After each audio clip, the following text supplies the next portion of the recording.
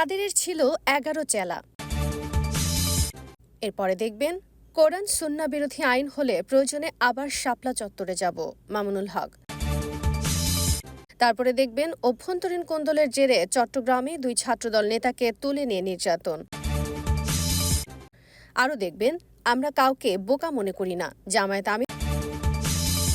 সবশেষে দেখবেন ভারতকে আশ্বস্ত করেছি, বিএনপি বিচ্ছিন্নতাবাদীদের প্রশ্রয় দেবে না, মির্জা ফখরুল। এখন বিস্তারিত।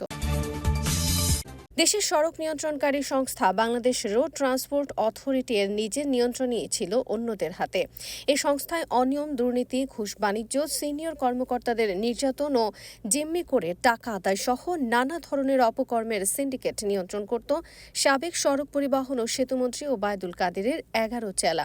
এদের সবার বাড়ি নোয়াখালী। মন্ত্রীর ক্ষমতা ব্যবহার করে বিআরটিএতে যোগদান করা এসব কর্মচারী গুরুত্বপূর্ণ সার্কেলগুলোয় বদলি হয়ে চালিয়েছেন সব ধরনের অপকর্ম।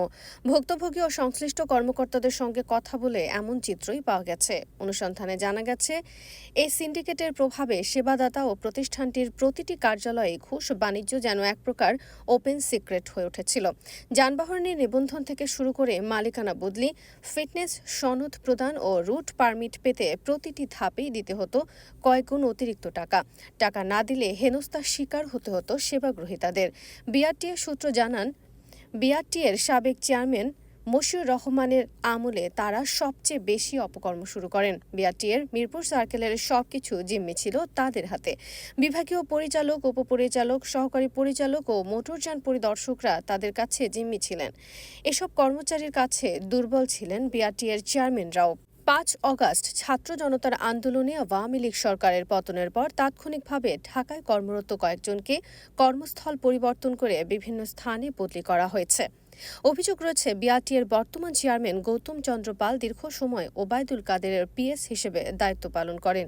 এ কারণে মূলত বিআরটিএতে কাদেরের ঘনিষ্ঠদের সেফ করতেই শুধু তাদের বদলি করেছেন। এসব দুর্নীতিবাজ কর্মচারীর বিরুদ্ধে তদন্ত করে ব্যবস্থা নেওয়ার দাবি করেছেন বিআরটিএর সাধারণ কর্মকর্তা কর্মচারীরা। আলোচিত ১১ চেলার মধ্যে ওবায়দুল কাদেরের সাবেক এপিএস মোহাম্মদ সেলিম ছিলেন নিয়োগ বদলি সিন্ডিকেটের অন্যতম নিয়ন্ত্রক।